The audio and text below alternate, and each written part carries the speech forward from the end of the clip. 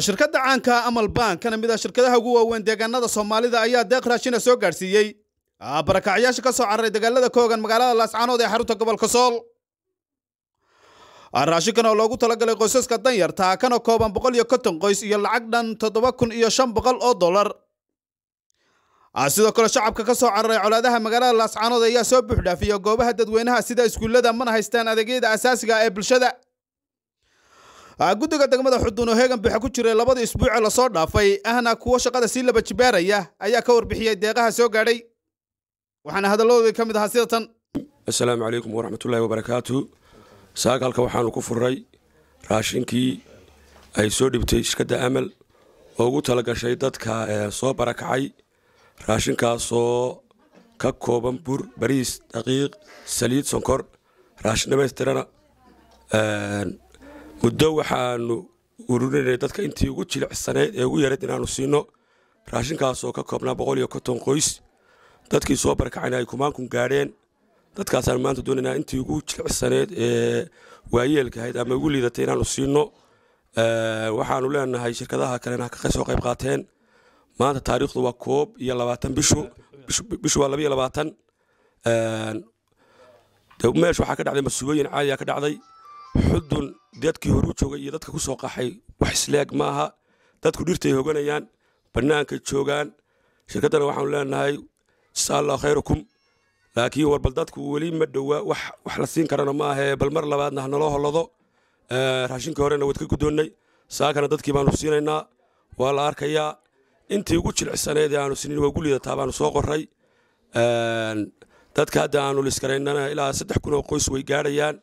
yelkadeeda qoyskii ba qof baanu ka soo qoyska ka ugu jilicsan baanu ka soo qaadanay. Wassalaamu alaykum wa rahmatullahi wa barakatuh. العالمين halkan saaka waxaanu ku daahfuray raashin ay bixisay shirkadda Amal kaasoo ka kooban 150 qoys iyo lacag tiradeedu dhan tahay $7,500 iyadoo ay saaka tahay bishu 22 iminkaanu bixinaynaa haddii alla idmo raashinkaasuna waa raashin isugu jira daqiiq, bariis, sonkor, saliid, timir waxaanuna u dooranay dadka jilicsan iyadoo dadku naga batay sida laajigeed iminkaanu bixinaynaa lacagtii raashinkana waad arki doontaan haddii alla idmo. Wassalaamu alaykum wa rahmatullahi. بسم الله والصلاة والسلام على رسول الله. ساكا أي 22 bisha tahay shirkadda Amal waxay ku taageertay barakacyaashii soo galay magaalada Xudun gudaheeda raashin dhan 150 kiish oo raashin adag sonkor bariis iyo daqiiq 25 saliid kartoon saliid 25 kartoon oo timir ah iyo lacag 7,500 dhan oo iyagana looga dhigay inay ka dhigtaan pocket money dadka barakacyaasha ahi saaka ayaanu qaybinaynaa barakacyaasha magaalada soo galay aad ayay fara badan yihiin muddada yar aan raagnay waxaan kala xulistii ayaan ku raagnay maadaama ay dad barakacal